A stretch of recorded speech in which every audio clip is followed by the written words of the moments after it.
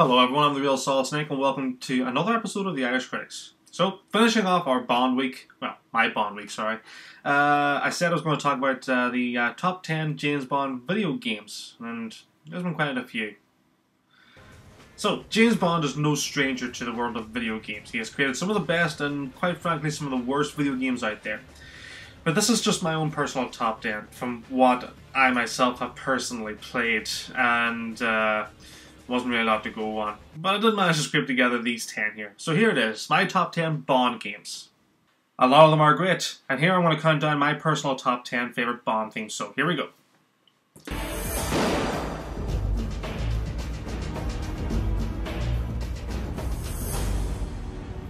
Number 10. 007 Racing. I included this because there has to be a top 10, and there has to be 10 games in a top 10, and this was the only one that really fits the bill for the final one. Needless to say, I only played this game for 5 minutes. It was passable. Well, no, it wasn't passable at all. It was just a racing game. It just was forgettable. But, you know, like I say, it has to be my top 10, doesn't it? So, I'll just say forgettable racer, just because it has a 007 license. Doesn't make it good. So 007 Racing at number 10.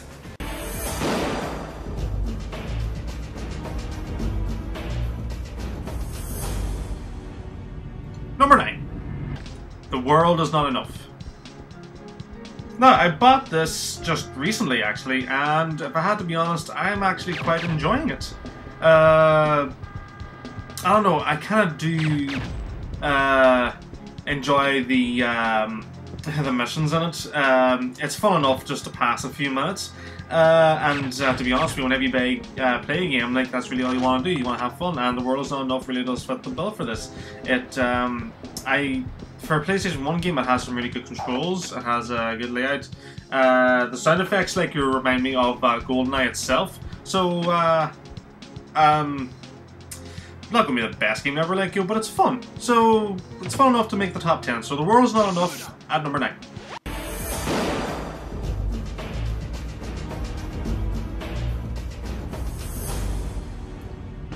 Number 8.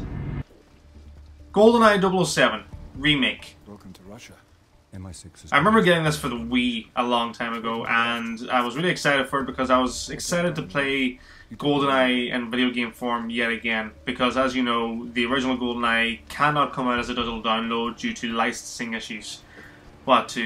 Being a game made for a Nintendo console, being developed by a studio that had close ties to Nintendo, who are now owned by Microsoft, to the license of movies that are now owned by Activision. I can go on, okay?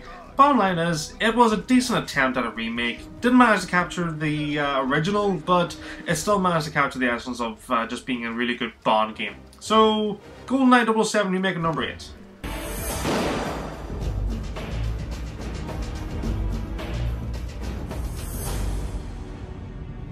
Number 7. Bloodstone. So Bloodstone, being an original story here, I was actually surprised. It didn't do well critically upon release, but whenever I got it, I really enjoyed it.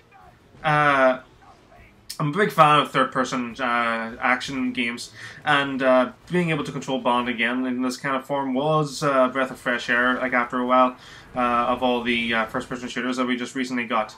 So, the inclusion of Joss Stone as well was, to be honest with you, I was quite surprised. She wasn't that bad in it. She was quite good. Really fun Bond game.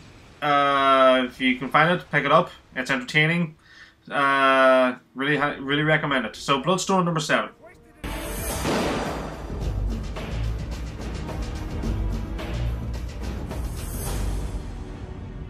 Number 6.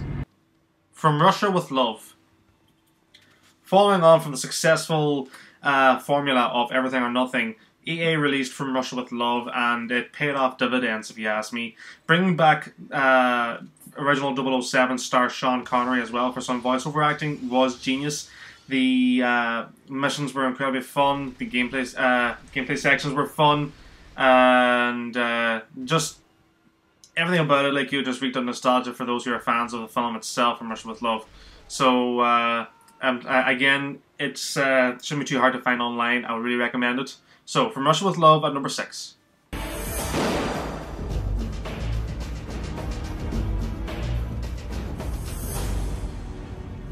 Number 5. Quantum of Solace. Now, yeah, I really like this game because it incorporates 2 movies into the one game story structures, and it was just great to have the first game like with the new Bond at that time, Daniel Craig. One of the things that for me was actually fun about this was the multiplayer. Now, while not excellent, me and my friends really had fun playing this online on our PlayStation 3s. So that's why I kind of have fond memories of Quantum of Solace, and that's why it's on this list here at number 5. So Quantum of Solace at number 5.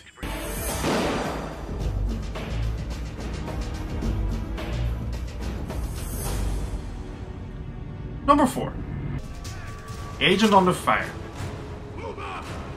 I remember long ago getting this game, like, and just being totally addicted to it. It was, well, the very first EA game like that I played from, well, sorry, it was the first Bond game that I had played since GoldenEye, and to me, well, I suppose at that time next year I was kind of, believe it or not, the graphics were actually incredible at that stage. It was just great to see Bond having voice acting and this storyline being a bit more cinematic than you would remember. And getting to use a lot of the gadgets, it was just great. Yes, it was corny and some of the voice acting was bad, and today's standards probably wouldn't hold out that well, but I've got to look at it from a nostalgic point of view. Agent Under Fire for me is still a lot of fun. So, Agent Under Fire, number 4.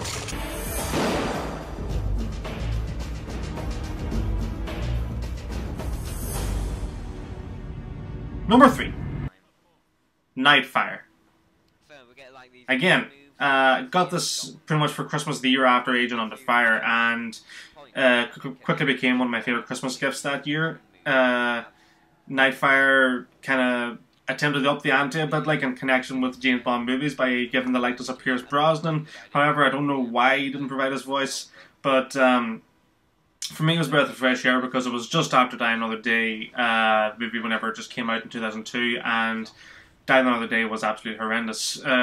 So when I played a James Bond game that actually had a better story than the actual movie, that says a lot. So the storyline kind of reminded me a bit of Moonraker, and it was the first one that actually had a song, its own theme song in the game, which was kind of surreal at the time. Wasn't a very good song, but still, it was just new, and it was kind of unique for that at the time. So that's why it's here at number 3.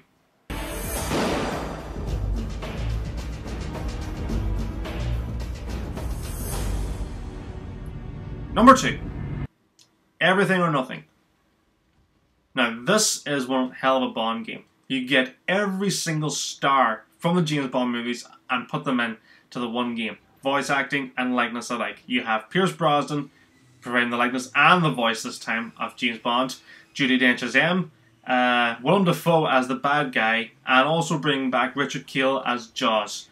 It was a really fun story. The gameplay sections were amazing. Driving was excellent. The gadgets were amazing. Everything about this was just excellent. It was literally the greatest Bond game in a long, long time. And that's but not enough to top the next one. But that's why it has to stay here, number 2.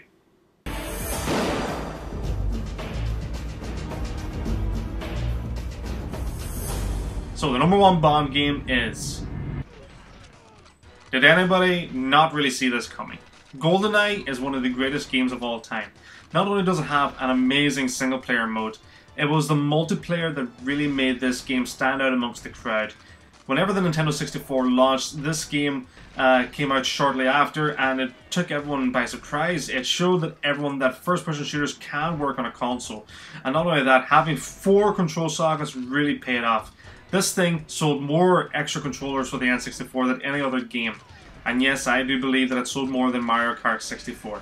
This is the game that changed everything. It was I still have fond memories of playing it back when I was a young teen. It was the most addictive game of our time. I played it every night with my brothers and my mates, like whenever they came around. It was, it's just a cherished memory, Mike. GoldenEye on the Nintendo 64 will live on in my heart forever, absolutely. And that's why it is, in my opinion, the #1 James Bond game of all time. And so that's my top 10s for James Bond week. Spectre's out on Monday, and, you know, I have no doubt in my mind, it's going to be incredible. So, this actually could very well be Daniel Craig's very last outing as James Bond. I hope not. Who does at least one more, honestly, because he's my favourite Bond, Dexter Connery. Yeah, no, I'm probably going to piss a lot of people off by saying that, but that's just the way it goes. So, yeah, I'm the Real Solid Snake. Thank you for watching.